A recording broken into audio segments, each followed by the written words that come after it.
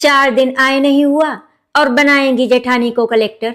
ऐसा बोलकर नंदिनी की सास उसे चिढ़ाती, जिससे सविता परेशान हो जाती।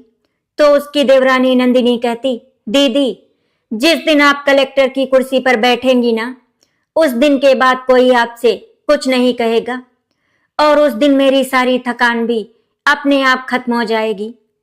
पूरे गांव में अभी अंधेरा था, लेकिन चौधरी परिवार के आंगन में चूल्हा जल चुका था। शादी के 8 साल बाद भी बड़ी बहू सविता पूरे परिवार का खाना बनाती, पशुओं को चारा डालती, खेत में मजदूरों के लिए खाना पहुंचाती, सास के ताने सुनती।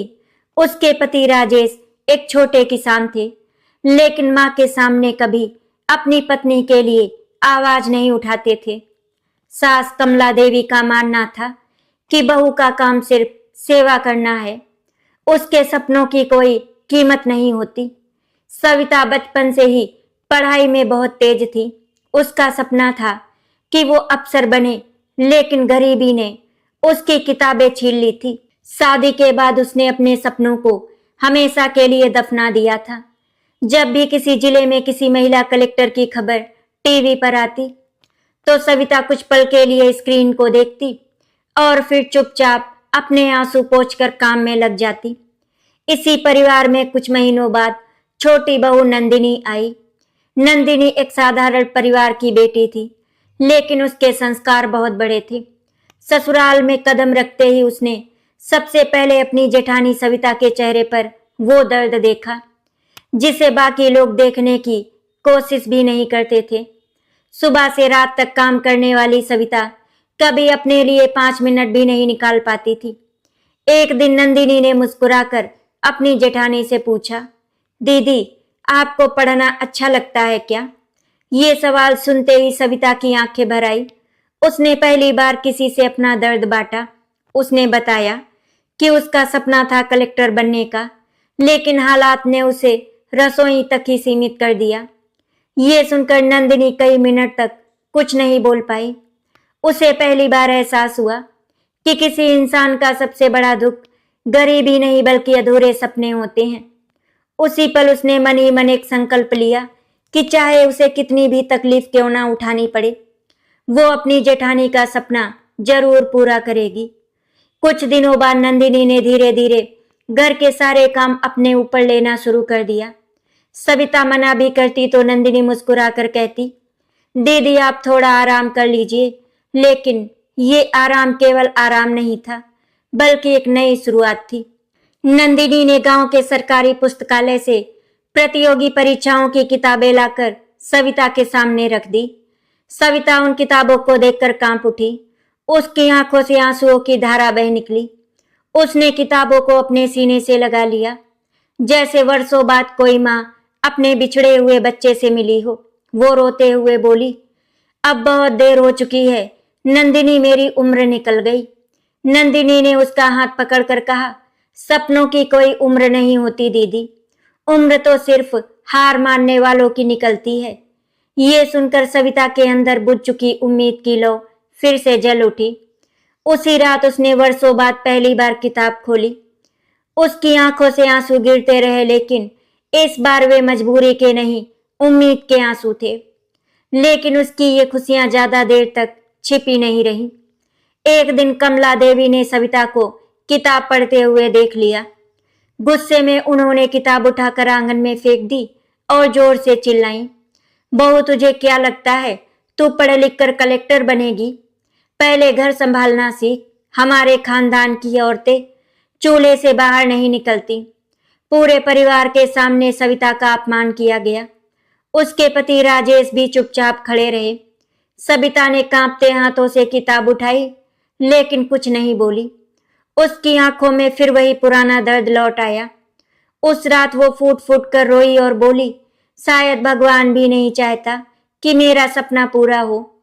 तभी नंदिनी उसके पास आई और उसके आंसू पोंछे और कहा, दीदी, आज से आपकी लड़ाई सिर्फ आपकी नहीं रही, ये अब मेरी भी लड़ाई है। अगर पूरी दुनिया आपके खिलाफ खड़ी हो जाए, तब भी मैं आपके साथ खड़ी रहूंगी। आपको कलेक्टर बनाकर ही दम लूंगी। उस रात दोनों देवरानी जेठानी ने आंगन के एक कोने में आसमान की तरफ देखा। टूटते हुए तारों के साथ सविता ने मन ही मन भगवान से सिर्फ एक ही प्रार्थना की, अगर मेरे सपने पूरे नहीं हो सकते तो कम से कम मेरी छोटी बहन जैसी देवरानी की उम्मीद मत तोड़ना। वहीं नंदिनी ने अपनी जेठानी का हाथ कसकर पकड़ लिया। उसे नहीं पता था आने वाले दिनों में उसे कितने अपमान, कितने कुर्बानियां और कितने आंसू सहने पड़ेंगे, लेकिन उसने अपना फैसला कर लिया। अब उसकी जिंदगी का सिर्फ एक ही लक्ष्य था, अपनी जेठानी को कलेक्टर बनाना, चाहे इसके लिए उसे अपना सब कुछ क्यों ना खोना पड़े। अगले ही दिन से नंदिनी ने अपनी जिंदगी का हर पल अपनी जेठानी सविता के सपनों के नाम कर दिया। उसने बिना किसी को बताए पूरे घर की जिम्मेदारियां अपने कंधों पर उठा ली। सुबह 4 बजे उठकर वो सबसे पहले आंगन साफ करती, चूल्हा जलाती, फिर पूरे परिवार के लिए नाश्ता बनाती, गाय भैंसों को चारा डालती, खेत में काम करने वालों के लिए खाना तैयार करती और फिर सास के सारे छोटे मोटे काम पूरे करती। सविता जब भी उसकी मदद करने के लिए आगे बढ़ती, नंदिनी मुस्कुराकर उसे कमरे में भेज देती और कहती, दीदी आपकी जगह अब किताबों के बीच है, रसोई में नहीं। जिस दिन आप कलेक्टर बनेंगी उसी दिन मेरी सारी मेहनत सफल हो जाएगी। सविता का दिल रोज अपराध बोध से भर जाता। उसे लगता कि उसकी वजह से नंदिनी अपनी खुशियां खो रही है, लेकिन नंदिनी हर बार उसके सिर पर हाथ फेर कर कहती, अगर एक बहन दूसरी बहन का सपना पूरा करने के लिए थोड़ा सा भी संघर्ष ना करे तो रिश्तों का मतलब ही क्या रह जाएगा। सविता किताब खोलती जरूर थी, लेकिन हर पन्ने के साथ उसकी आंखें नम हो जाती थी। वो पढ़ाई कम और नंदिनी के त्याग के बारे में ज्यादा सोचती थी। धीरे धीरे घर वालों को ये बात समझ आने लगी कि नंदिनी जानबूझकर सविता को काम से दूर रख रही है।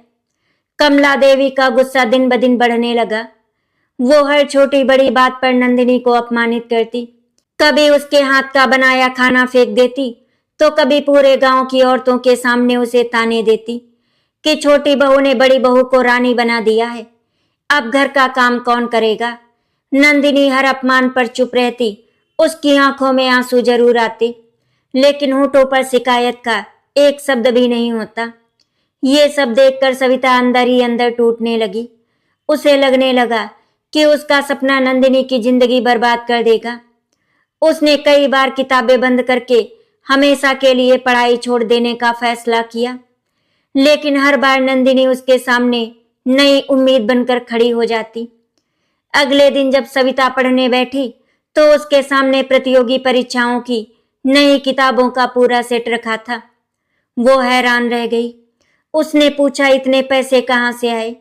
नंदिनी ने उस समय बात टाल दी, लेकिन बाद में पड़ोस की एक बुजुर्ग महिला ने सविता को बताया कि नंदिनी ने अपनी शादी में मिले हुए पैसे की एफडी तोड़ दी।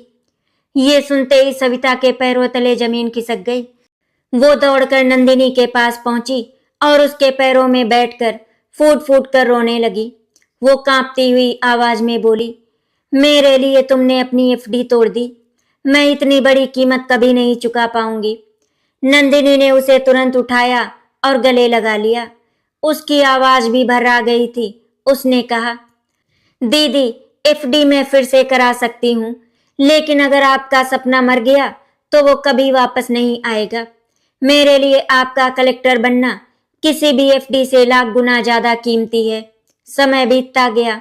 सविता दिन रात पढ़ाई में जुट गई। जितनी मेहनत वो किताबों पर करती उससे कहीं ज्यादा नंदिनी उसकी हिम्मत बनाए रखने में करती। जब भी सविता किसी कठिन विषय में उलझ जाती और निराश होकर किताब बंद कर देती तो नंदिनी उसके पास बैठ जाती। वो खुद ज्यादा पढ़ी लिखी नहीं थी, फिर भी घंटों उसके साथ बैठी रहती ताकि सविता को अकेलापन महसूस ना हो।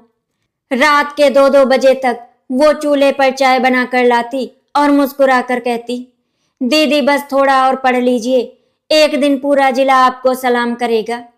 ये सुनकर सविता की आंखों में फिर चमक लौट आती। वो सोचती, अगर भगवान ने उसे नंदिनी जैसी देवरानी दी है तो शायद अभी उसकी किस्मत पूरी तरह खत्म नहीं हुई है। लेकिन किस्मत ने एक और कठिन परीक्षा तैयार कर रखी थी। एक दिन कमला देवी को पता चल गया कि नंदिनी ने अपनी एफडी से सविता की किताबें खरीदी है।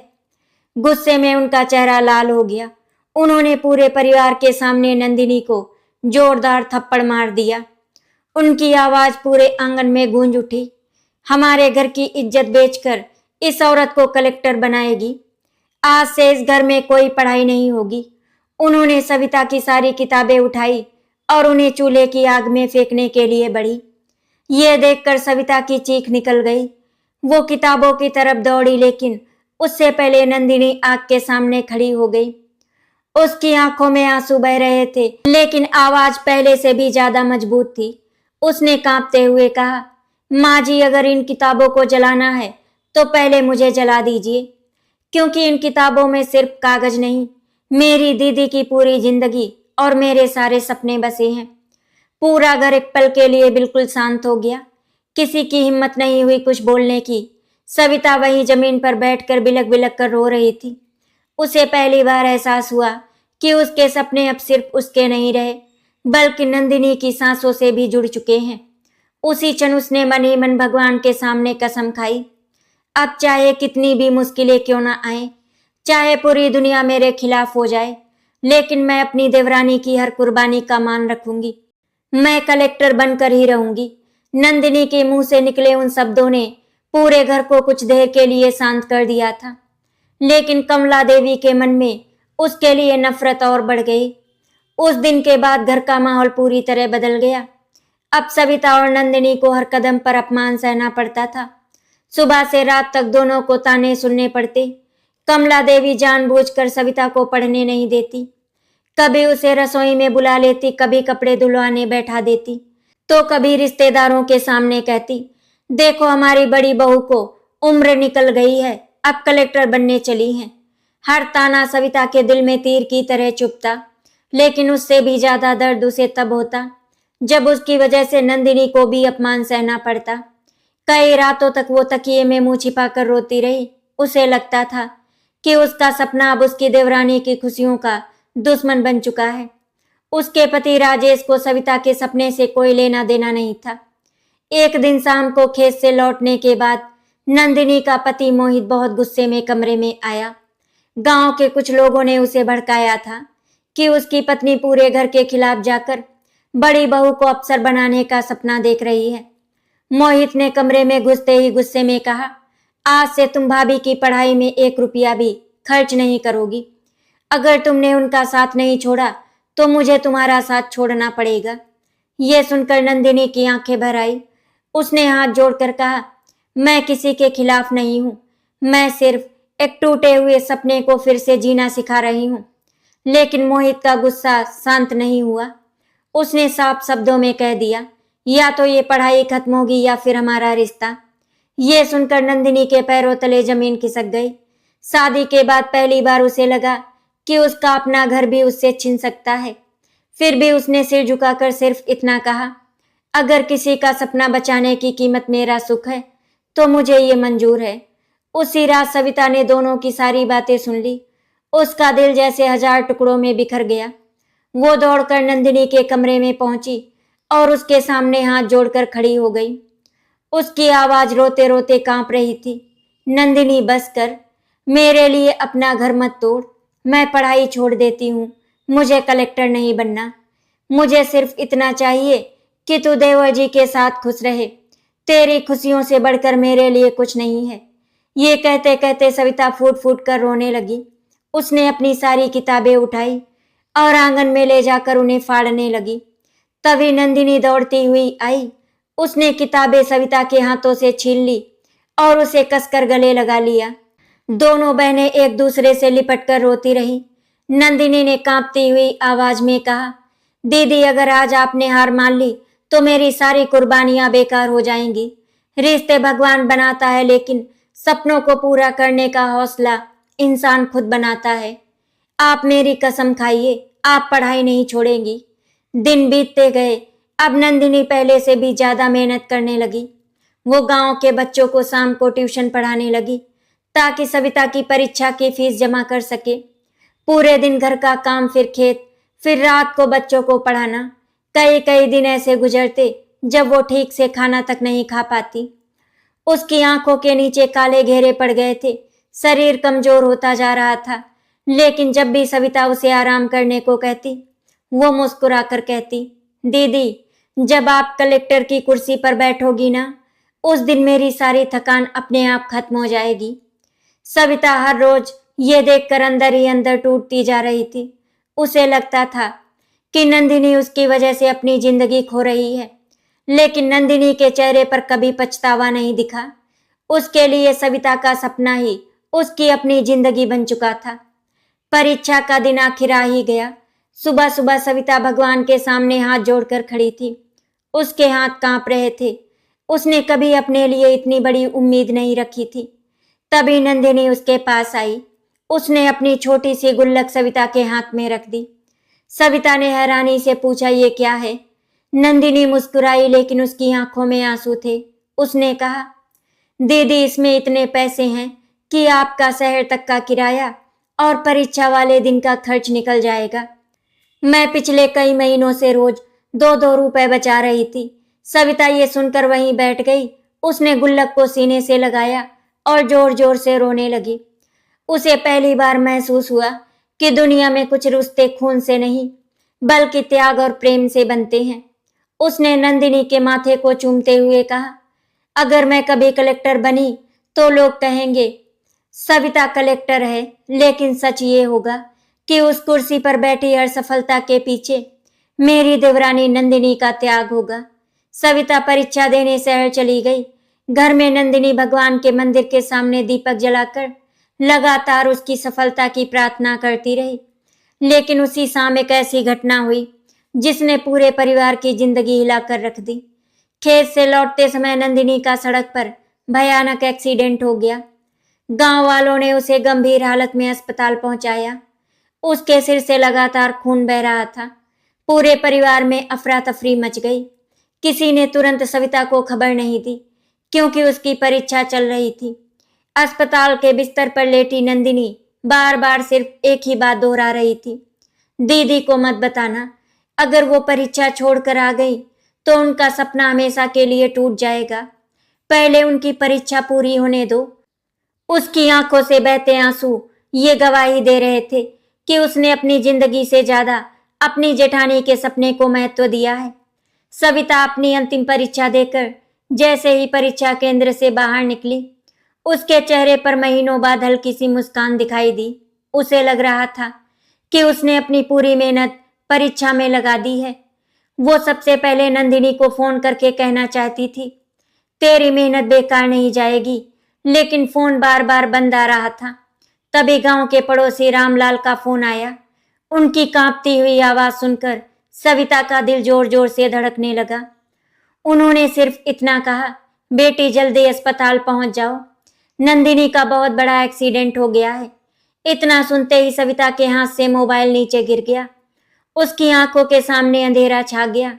जिस देवरानी ने उसे परीक्षा दिलाने के लिए अपनी हर खुशी कुर्बान कर दी, वही आज जिंदगी और मौत के बीच लड़ रही थी। सविता बिना कुछ सोचे बस अड्डे की ओर भागी। पूरे रास्ते उसकी आंखों से आंसू रुकने का नाम नहीं ले रहे थे। हर बार भगवान से एक ही प्रार्थना करती रही, हे प्रभु, मेरी सारी खुशियां ले लो, लेकिन मेरी नंदिनी को बचा लो। अगर उसे कुछ हो गया तो मैं जिंदगी भर खुद को कभी माफ नहीं कर पाऊंगी। अस्पताल पहुंचते ही सविता सीधे आईसीयू के बाहर पहुंची। वहां मोहित सिर झुकाकर बैठा था। उसकी आंखें लाल थी और चेहरा पछतावे से भरा हुआ था। जैसे ही उसने सविता को देखा, वो उसके पैरों में गिर पड़ा और फूट फूट कर रोने लगा। वो कांपती हुई आवाज में बोला, भाभी, मुझे माफ कर दीजिए। मैं नंदिनी को कभी समझ ही नहीं पाया। मैं हमेशा उसे रोकता रहा, डांटता रहा। वो खुद दर्द से तड़प रही थी, लेकिन उसे अपनी जान की नहीं, आपके सपने की चिंता थी। मैं बहुत छोटा इंसान निकला भाभी, और मेरी पत्नी बहुत बड़ी निकली। ये सुनते ही सविता का कलेजा जैसे फट गया। वो वहीं जमीन पर बैठ गई और जोर जोर से रोने लगी। उसे लग रहा था कि दुनिया की सारी दौलत भी नंदिनी के एक आंसू की कीमत नहीं चुका सकती। कुछ देर बाद डॉक्टर ने सविता को आईसीयू में जाने की अनुमति दी। कमरे में मशीनों की आवाज गूंज रही थी, नंदिनी के सिर पर पट्टियां बंधी थी, हाथों में सुइयां लगी थी और चेहरा बिल्कुल पीला पड़ चुका था। सविता धीरे धीरे उसके पास गई और उसका हाथ अपने हाथों में ले लिया। जैसे ही नंदिनी ने आंखें खोली, उसके सूखे होठों पर हल्की सी मुस्कान आ गई। उसने बहुत मुश्किल से पूछा, दीदी परीक्षा कैसी हुई? सविता ये सवाल सुनकर टूट गई। उसने रोते हुए कहा, तू पागल है क्या? तुझे अपनी हालत दिखाई नहीं दे रही? तुझे मेरी परीक्षा की चिंता है? नंदिनी की आंखों में भी आंसू बहने लगे। उसने कांपती हुई आवाज में कहा, दीदी, अगर आप कलेक्टर बन गई तो मेरी सारी तकलीफ सफल हो जाएगी। वादा, चाहे मेरे साथ कुछ भी हो जाए, आप कभी हार नहीं मानेंगी। सविता ने उसके माथे को चूम लिया और रोते हुए बोली, तू ठीक हो जाएगी नंदिनी, तेरे बिना मुझे कोई कलेक्टर नहीं बनना। उधर अस्पताल का खर्च तेजी से बढ़ता जा रहा था। डॉक्टर ने बताया कि तुरंत ऑपरेशन करना पड़ेगा, नहीं तो नंदिनी की जान को खतरा हो सकता है। ऑपरेशन के लिए बड़ी रकम की जरूरत थी। घर की आर्थिक हालत पहले से खराब थी। कमला देवी पहली बार पूरी तरह टूट गई। उन्हें अपनी हर बात याद आने लगी। उन्हें याद आया कि कैसे उन्होंने नंदिनी को अपमानित किया, थप्पड़ मारे, ताने दिए और उसके त्याग को कभी समझने की कोशिश नहीं की। वो अस्पताल के मंदिर के सामने बैठकर बिलक बिलक कर रोने लगी। बार बार भगवान से कहती, हे भगवान, मेरी बहू को बचा लो, सजा देनी है तो मुझे दे दो, मैंने ही उसकी जिंदगी को नरक बनाया था। उसी समय उन्होंने अपने हाथों की सोने की चूड़ियां उतारकर मोहित के हाथ में रख दी और बोली, इन्हें बेच दो, मेरी बहू का इलाज रुकना नहीं चाहिए। ये पहली बार था जब कमला देवी के दिल का पत्थर पिघल रहा था। उन्हें समझ आ चुका था कि जिस बहू को वो कमजोर समझती थी, वही इस परिवार की सबसे मजबूत बेटी निकली। ऑपरेशन कई घंटों तक चला। अस्पताल के बाहर पूरा परिवार सांस रोके बैठा रहा। सविता ने एक पल के लिए भी भगवान का नाम लेना नहीं छोड़ा। आखिरकार डॉक्टर बाहर आए और बोले, ऑपरेशन सफल रहा है, लेकिन मरीज को पूरी तरह ठीक होने में समय लगेगा। उन्हें किसी भी तरह का मानसिक तनाव नहीं मिलना चाहिए। ये सुनते ही सबकी आंखों में खुशी के आंसू आ गए। सविता दौड़कर मंदिर गई और भगवान के चरणों में सिर रखकर रोने लगी। उसने मन ही मन प्रण लिया कि अब उसकी जिंदगी का हर पल नंदिनी के त्याग का सम्मान करने में बीतेगा। अब वो पहले से भी ज्यादा मेहनत करेगी, क्योंकि उसे सिर्फ अपना नहीं, अपनी देवरानी का सपना भी पूरा करना था। कुछ महीने बीत गए। नंदिनी धीरे धीरे ठीक होने लगी। वो अभी भी पूरी तरह स्वस्थ नहीं थी, लेकिन उसकी मुस्कान लौट आई थी। इसी बीच एक सुबह सविता के मोबाइल पर एक संदेश आया। कांपते हाथों से उसने परिणाम वाली वेबसाइट खोली। उसकी धड़कन इतनी तेज थी कि स्क्रीन साफ दिखाई भी नहीं दे रही थी। जैसे ही उसने अपना रोल नंबर देखा, उसकी आंखें फैल गईं। अगले ही पल वो जोर जोर से रोने लगी। उसकी आवाज सुनकर पूरा परिवार उसके कमरे की ओर दौड़ा। सविता के होंठ कांप रहे थे, लेकिन शब्द बाहर नहीं निकल रहे थे। उसने मोबाइल नंदिनी के हाथ में रख दिया। स्क्रीन पर साफ लिखा था, सविता की प्रारंभिक परीक्षा शानदार अंकों से उत्तीर्ण हो चुकी थी और अब उसे मुख्य परीक्षा की तैयारी करनी थी। ये खबर सुनते ही नंदिनी की आंखों से खुशी के आंसू बह निकले। उसने भगवान की ओर देखकर हाथ जोड़ लिए और मुस्कुरा कर कहा, हे प्रभु, पहला कदम पूरा हो गया। अब मेरी दीदी को मंजिल तक भी जरूर पहुंचाना। मुख्य परीक्षा की तैयारी शुरू होते ही सविता ने अपनी पूरी दुनिया किताबों तक सीमित कर ली। सुबह सूरज निकलने से पहले उठना, भगवान के सामने दीपक जलाना, फिर घंटों पढ़ाई करना, रात देर तक नोट्स बनाना, यही उसकी दिनचर्या बन गई। लेकिन अब भी घर की आर्थिक हालत बहुत खराब थी। अस्पताल के इलाज में जमा पूंजी खत्म हो चुकी थी। खेत पहले से ही कर्ज में डूबे हुए थे। कई बार घर में 2 वक्त का खाना जुटाना भी मुश्किल हो जाता। ऐसे में सविता को लगा कि शायद भगवान फिर से उसकी परीक्षा ले रहे हैं। वो चुपचाप अपनी किताबें बंद कर देती और सोचती कि अब पढ़ाई छोड़कर वो कोई काम कर ले, ताकि परिवार का बोझ थोड़ा कम हो सके। लेकिन हर बार नंदिनी उसके सामने खड़ी हो जाती। वो मुस्कुरा कर कहती, दीदी, गरीबी ने आपका बचपन छीन लिया था, अब आपकी मंजिल नहीं छीनेगी। आपने अगर आज किताब बंद कर दी तो मेरे सारे जख्म बेकार हो जाएंगे। नंदिनी अभी पूरी तरह स्वस्थ भी नहीं हुई थी। डॉक्टर ने उसे ज्यादा मेहनत करने से मना किया था, लेकिन उसने डॉक्टर की सलाह से ज्यादा अपनी जेठानी के सपने को महत्व दिया। वो गांव की महिलाओं के थोड़े बहुत कपड़े सिलने लगी, रात को बच्चों को ट्यूशन पढ़ाती और जो भी थोड़ा बहुत पैसा मिलता चुपचाप सविता की किताबों, फॉर्म और यात्रा के खर्च के लिए बचा कर रख देती। कई बार उसकी पुरानी चोट में दर्द इतना बढ़ जाता कि वो पूरी रात सो नहीं पाती।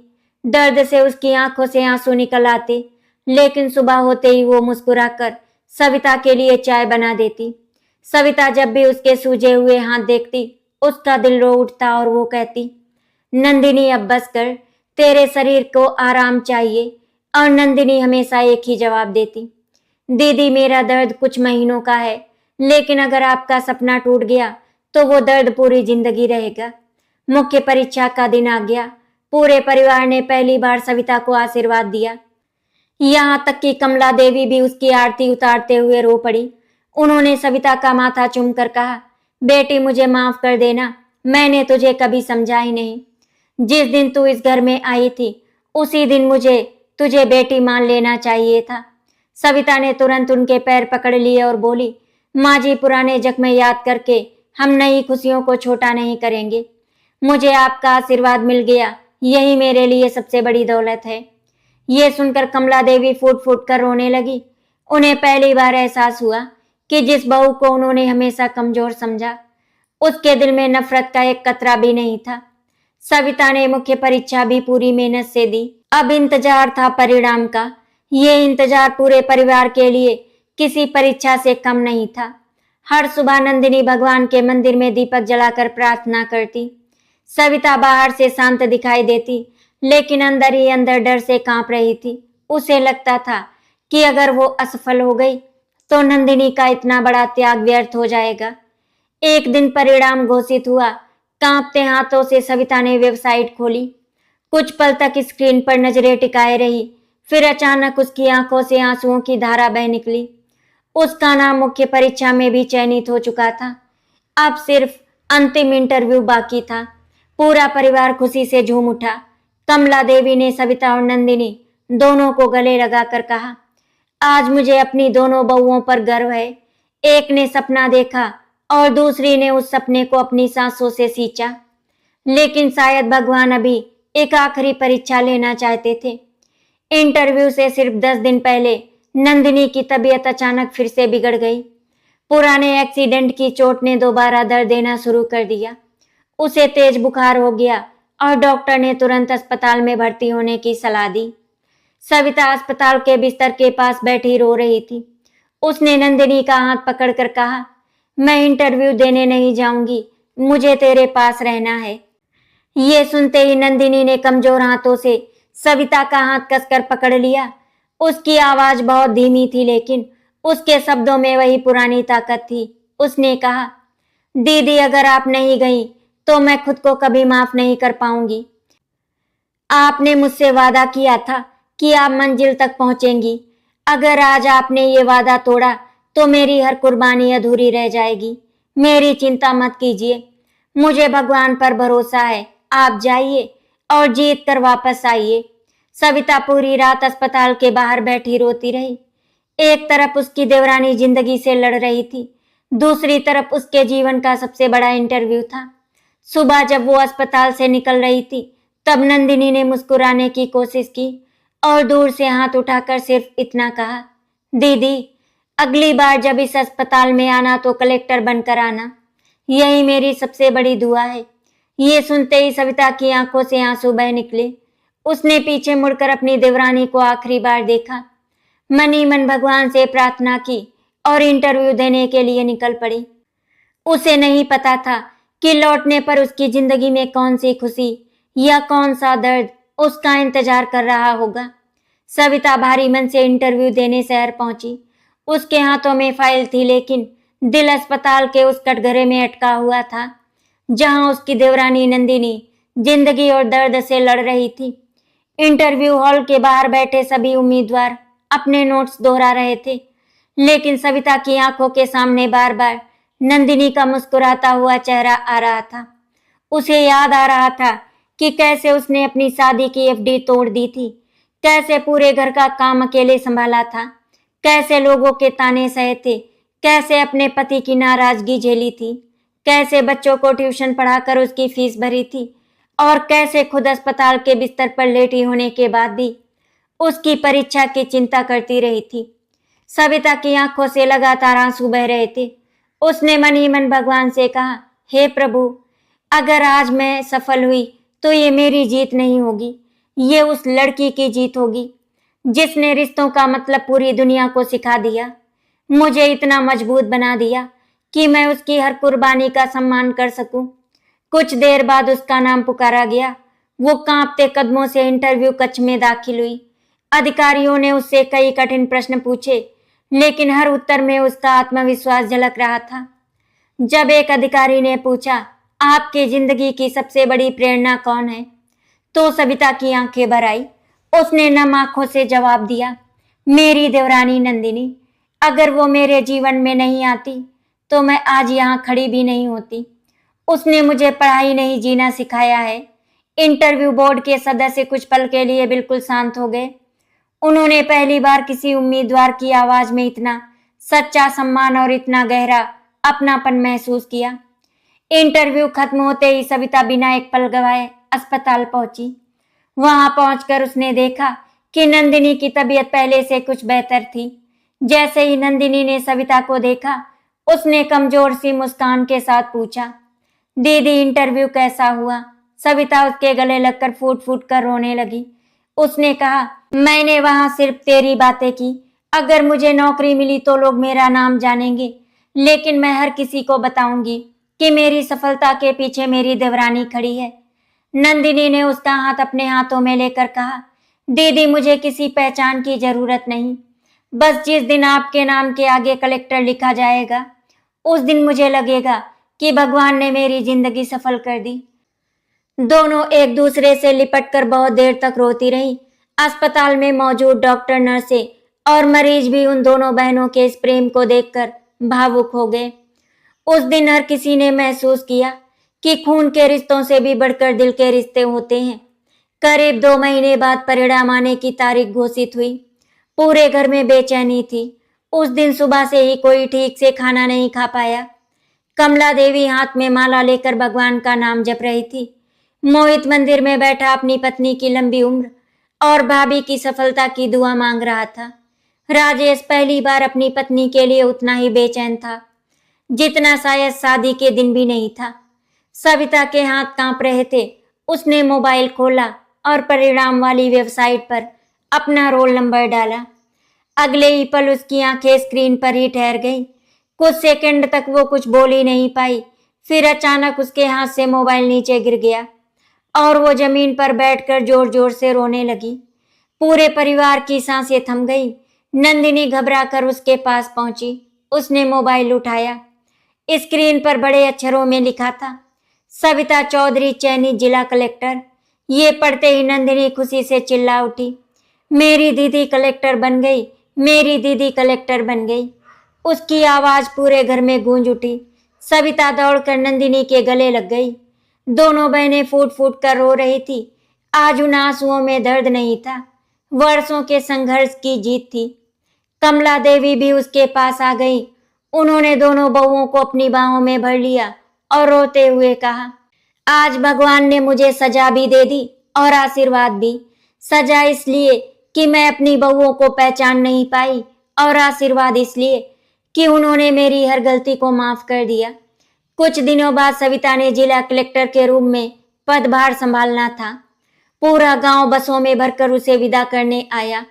गांव की वही औरतें जो कभी उसका मजाक उड़ाती थी, आज उसके स्वागत में फूल बरसा रही थी। जिन लोगों ने कभी कहा था कि बहू का काम सिर्फ चूल्हा संभालना होता है, वही लोग आज अपने बच्चों से कह रहे थे, पढ़ाई कभी मत छोड़ना। देखो, सविता बहू ने पूरे गांव का नाम रोशन कर दिया। लेकिन सविता के चेहरे पर गर्व नहीं, सिर्फ विनम्रता थी। उसने सबसे पहले नंदिनी का हाथ पकड़कर मंच पर अपने साथ खड़ा किया। मंच पर मौजूद अधिकारियों ने जब सविता को सम्मानित करना चाहा, तो उसने माइक अपने हाथ में लिया और नम आंखों से कहा, आज जो सम्मान मुझे मिल रहा है, उसकी असली हकदार मैं नहीं हूं। अगर मेरी देवरानी नंदिनी अपने सपने कुर्बान ना करती, अपने दर्द को छिपाकर मेरी हिम्मत ना बनती, तो मैं आज भी रसोई में अपने अधूरे सपनों के साथ खड़ी होती। मैं कलेक्टर जरूर बनी हूं, लेकिन इस सफलता की असली मालिक मेरी देवरानी है। इतना सुनते ही पूरा पांडाल तालियों की गड़गड़ाहट से गूंज उठा। हर किसी की आंखें नम हो गई थी। नंदिनी सिर झुकाकर रो रही थी। उसे कभी सम्मान की चाह नहीं थी, लेकिन आज उसकी हर कुर्बानी को पूरी दुनिया सलाम कर रही थी। पदभार ग्रहण करने के बाद सविता सबसे पहले सरकारी गाड़ी से अपने गांव नहीं, बल्कि उसे छोटे से मंदिर में पहुंची, जहां कभी वो और नंदिनी बैठकर रोया करती थी। उसने भगवान के चरणों में सिर झुकाया और फिर नंदिनी का हाथ पकड़कर बोली, आज से ये जिंदगी मेरी नहीं, उन सभी बेटियों और बहुओं की है जिनके सपने घर की चार दीवारी में कैद कर दिए जाते हैं। मैं किसी भी लड़की को सिर्फ इसीलिए अपने सपनों से समझौता नहीं करने दूंगी क्योंकि वो बहू है। इसके बाद उसने अपने जिले में गरीब बेटियों और विवाहित महिलाओं की पढ़ाई के लिए एक विशेष सहायता योजना शुरू करवाई। गांव-गांव जाकर वो महिलाओं को पढ़ने और आगे बढ़ने के लिए प्रेरित करने लगी। जब भी कोई उससे उसकी सफलता का राज पूछता, वो हमेशा एक ही जवाब देती, मेरी जिंदगी की सबसे बड़ी ताकत मेरी देवरानी नंदिनी है। समय बीतता गया, लेकिन दोनों के रिश्ते में कभी बदलाव नहीं आया। सविता आज भी हर बड़े फैसले से पहले नंदिनी की सलाह लेती थी। नंदिनी हमेशा की तरह सादगी से घर संभालती रही, लेकिन अब पूरे गांव के लोग उसे सम्मान से कलेक्टर दीदी की छोटी बहन नहीं, बल्कि वो देवरानी जिसने अपनी जेठानी को कलेक्टर बनाया कहकर बुलाते थे। कमला देवी हर सुबह भगवान के सामने हाथ जोड़कर यही प्रार्थना करती कि हर घर को ऐसी बहुएं मिले जो एक दूसरे को गिराने के बजाय उठाना जानती हों। उस परिवार में आखिरकार समझ लिया कि घर की सबसे बड़ी दौलत पैसा नहीं, बल्कि आपसी प्रेम, त्याग और विश्वास होता है। आशा करती हूँ आपको हमारी कहानी अच्छी लगी होगी। अगर आपको हमारी कहानी अच्छी लगी तो वीडियो को लाइक एंड शेयर करें, चैनल को सब्सक्राइब करें। वीडियो देखने के लिए आप सभी का बहुत बहुत धन्यवाद।